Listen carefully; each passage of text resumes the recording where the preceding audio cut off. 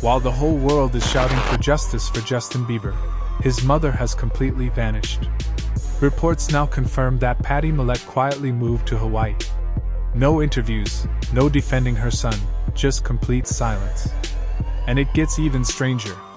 The moment the Diddy documentary dropped and that controversial billionaire list came out, Justin's mom disappeared underground. So the big questions: why is she keeping such a low profile? Why Hawaii?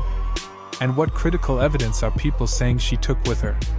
In this video, you'll hear the full Justin Bieber handler list and see just how corrupt the system really is. My name is Tarun, and let's call this episode Escape to Hawaii? Here's the truth, we all felt something was off. The day the Diddy documentary came out, Patty Millett vanished, and honestly, the timing is extremely suspicious. Everyone is talking about Diddy. Everyone is talking about Justin. But where is his mom? The woman who was supposed to protect him? In this video, you'll discover, first, the real reason Patty ran to Hawaii and what she might be hiding. Second, the entire handler network that ruined Justin Bieber's life. And trust me, the names are more than you think. Third, the critical evidence Patty may have taken with her. And finally, you'll understand just how deep this corruption goes. But here's what no one is talking about. Before Diddy could take Justin for those famous 48 hours, someone had to sign a legal permission slip. Someone had to allow a grown man to take a 15-year-old boy behind closed doors. That someone was none other than Justin's own mother. A little background to make sense of everything.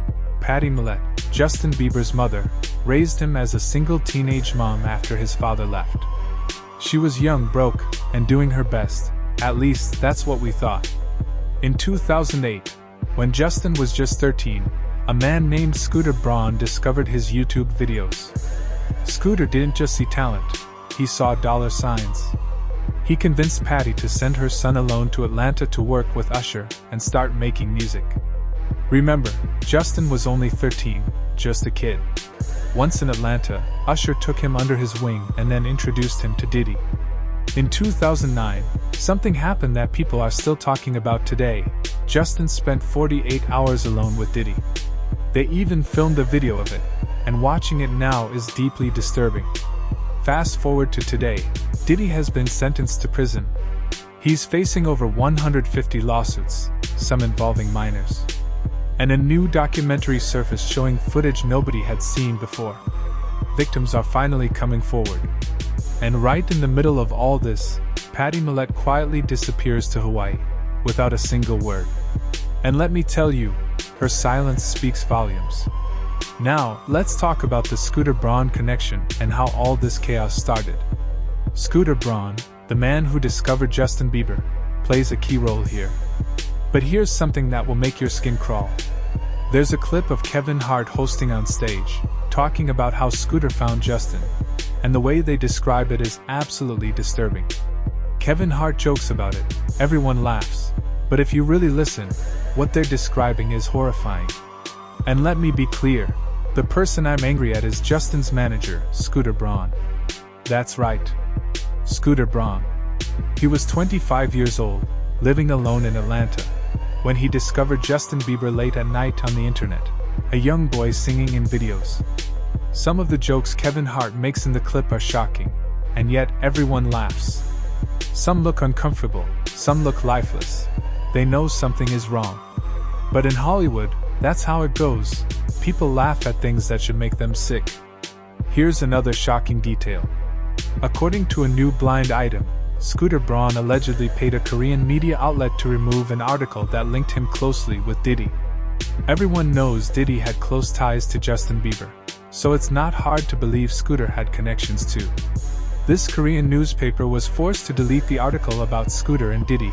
Again, this is alleged, and the original headline read, "Diddy trafficking probe puts Justin Bieber relationship under microscope as fans dig for clues." And just like that, the article was scrubbed from the internet. Why? What was in that article that made it so dangerous? Think about it. Scooter discovers Justin, Scooter is connected to Diddy, and anytime articles expose those links, they vanish. That's not normal. That's a cover-up. And Patty ignored all the red flags. Now let's talk about Patty, because this part gets really uncomfortable. In an interview, she admitted something shocking. She said she'd heard all the horror stories about the entertainment industry. She knew what happened to kids in Hollywood. In her own words, "I didn't want him to even know it was an option to come into this industry." She tried to shield Justin. She didn't want him dreaming of it because she knew how dangerous it was. She literally said, "I heard all the horror stories." But then what did she do? She sent him anyway. She let him go. She signed the papers. She handed over a 13-year-old boy to these people, fully aware of the risks. And why? Because doors kept opening. Because Justin Timberlake and Usher were competing over who could sign him. Because this was their way out of poverty. And yes, Justin wasn't just talented, he was exceptional. He had been posting videos on YouTube, and quickly became the #1 most subscribed musician in Canada, and ranked 20th worldwide. In interviews, Patty proudly boasted about Justin's success, how labels were fighting over him, and how soon he'd be moving to the US. She called it a big step, a long journey with great plans ahead. But listen to how she talks about it. No concern, no hesitation, just excitement. Her 13-year-old son was about to be handed to an industry she admitted was full of horror stories, and she acted like he just hit the jackpot. I'm not saying Patty is a monster, I'm saying she made a choice. She chose opportunity over safety. She chose money over caution.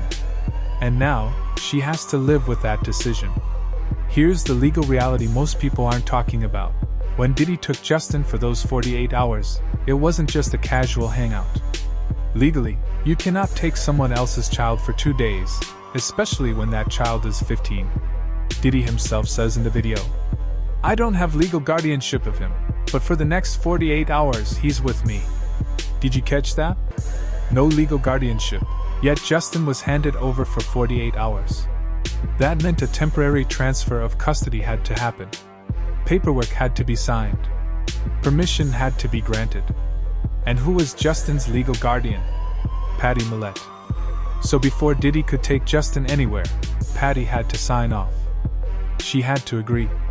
She had to say, "Yes, you can take my 15-year-old son for 48 hours, and I won't question what you do with him." Now, watch that video again with this in mind. Diddy is on camera, saying what's about to happen. He's going full buck, full crazy. Justin, just a kid, casually says, "Let's go hang out, just go get some girls." And Diddy responds, "Man, after my heart, that's what I'm talking about." Then Diddy says the quiet part out loud. He asks, "Where are we hanging out and what are we doing?" We can't really disclose, but it's definitely a 15-year-old's dream. Pause for a second, what does that even mean? Why can't it be disclosed? What are you doing with a 15-year-old boy that you can't tell anyone about? And here's the shocking part, Patty signed off on it. She allowed it to happen. That signature? That's what she's running from now. So, what really happened during those 48 hours? No one will say it directly, but Suge Knight came very close to revealing the truth. He explained that everyone knew what was going on. The saddest part, he said, was what they did to Justin Bieber when he was just a kid. Suge admitted, "I hate to say that, because I really like Justin Bieber. I feel bad for him." And then he dropped the part that should make your blood run cold. Suge said, "This wouldn't have happened if Justin Bieber came from a wealthy family. He came from a poor family, and yet this young man, so talented, with the potential to be bigger than Michael Jackson, was exposed to drugs and dangerous situations from a young age. The things allowed while he was growing up were completely unhealthy." Suge went on. Grown men would take Justin Bieber when he was young on vacation, a so-called romantic vacation. He even mentioned Instagram pictures showing no women, just a grown, successful man and a young boy. Let that sink in. He also highlighted a pattern everyone knows. What happened to Usher as a child was repeated with Justin. Usher had even spent the night with Diddy in the same bed. Suge described it like this. The way Usher rolled his eyes at him wasn't friendly. It was the look of someone who had been hurt, someone who had been beaten. Finally, Suge made it clear. Everyone on the street knows what's been going on. Everyone knows who's faking and who isn't. Everyone on the street knew what was happening. They knew who was faking it and who wasn't. And this pattern? It didn't start with Usher, Justin Bieber, or Diddy. It goes back all the way to Michael Jackson. It's a cycle. Not new. Not hidden. Everyone has always known. Let's focus on Usher, because his role is complicated. On one hand, he was a victim himself. On the other hand, he became the enabler. He handed Justin over to the same man who had traumatized him. When Usher was just 10 years old, he lived with Diddy.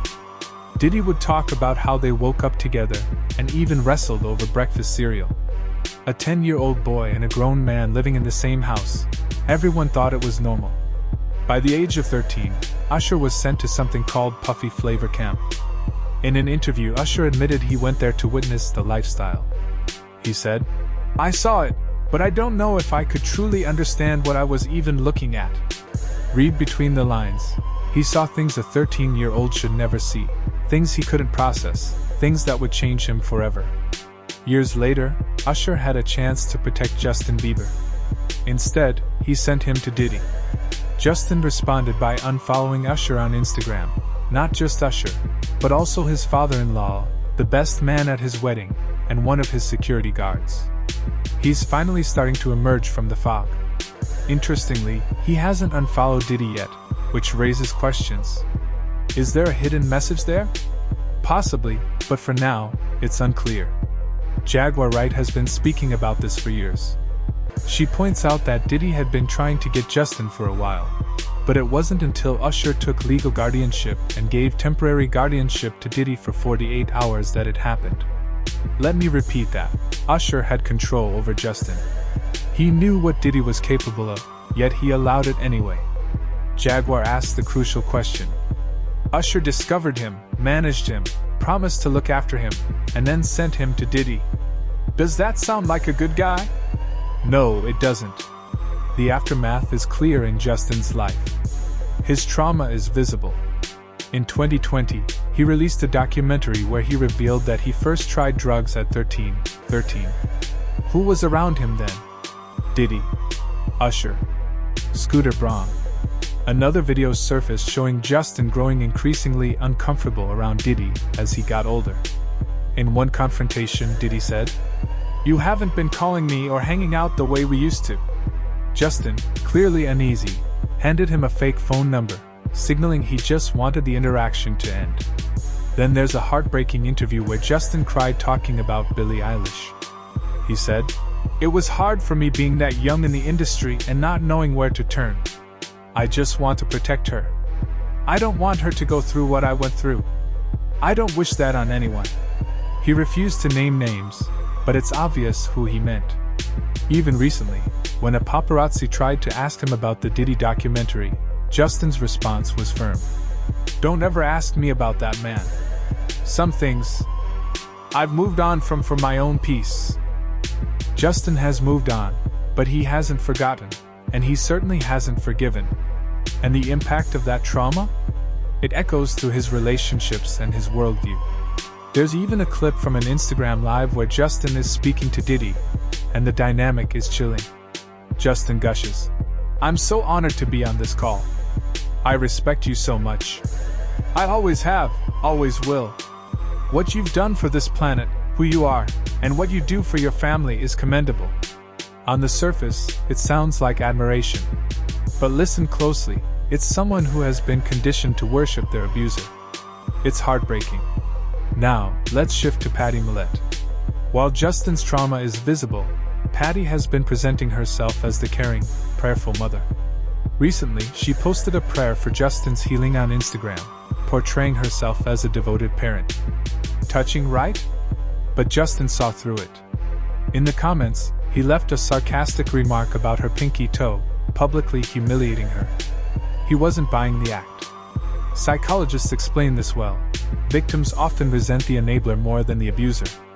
Why? The abuser is supposed to be the villain. The enabler, however, had a choice, and chose wrong. Justin isn't angry at Patty for praying. He's furious at the audacity. She posts about healing when she signed the papers that caused his trauma in the first place. And there's a clear pattern on her social media since the Diddy documentary dropped. Patty posts about faith, life, gratitude, but never defends Justin. Never speaks up. That silence speaks volumes. She knows what she did, and she can't face it.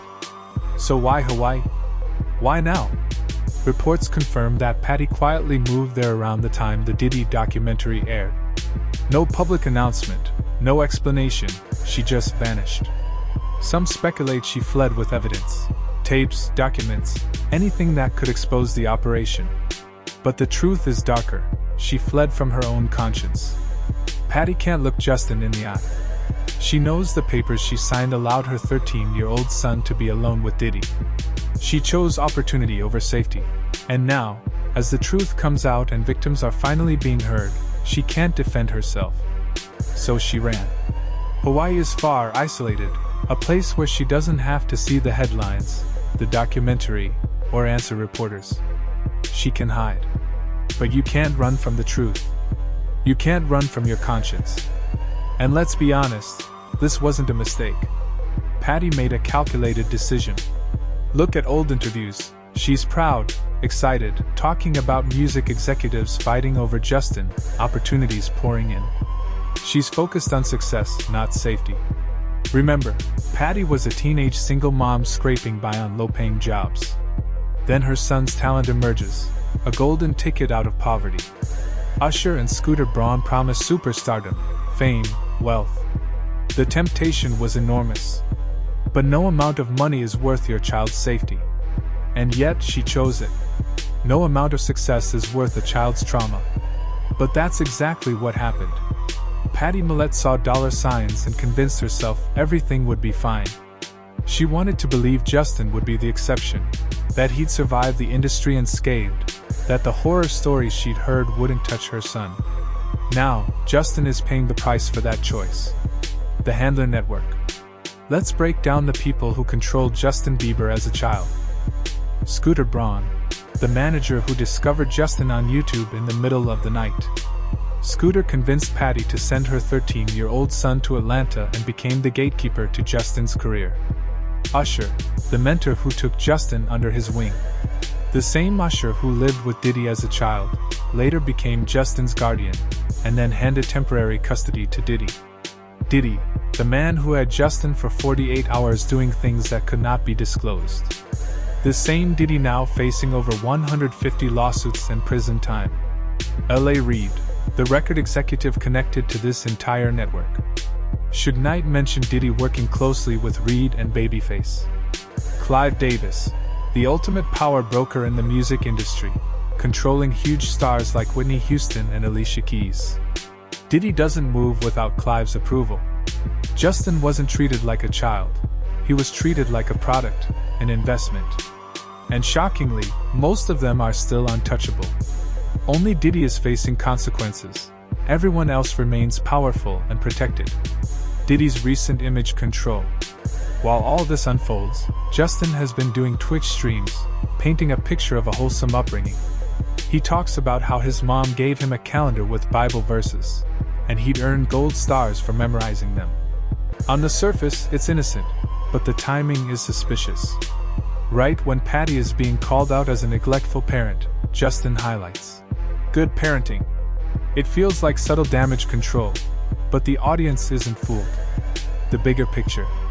This isn't just about Patty or Justin. This is a systemic problem. Suge Knight said it best. It started with Michael Jackson, continued with Usher, and then